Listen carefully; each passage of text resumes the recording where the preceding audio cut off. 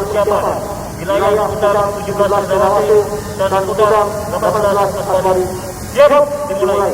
Selanjutnya pasukan siap diperiksa.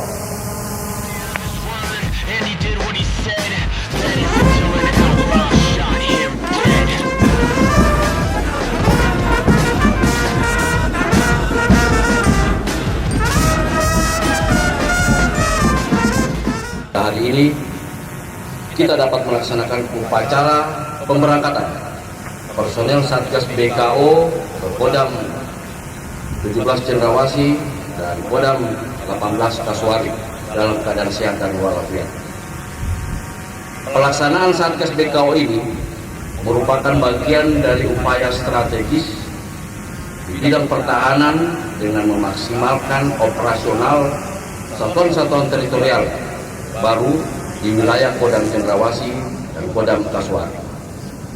Oleh karena itu, bagi personil yang mendapat kepercayaan untuk melaksanakan tugas operasi yang tergabung dalam satuan teritorial dan akan diberangkatkan pada hari ini agar menjalankan amanah ini secara tulus, ikhlas dan semangat pengabdian yang dilandasi dengan disiplin serta rasa tanggung jawab yang tinggi.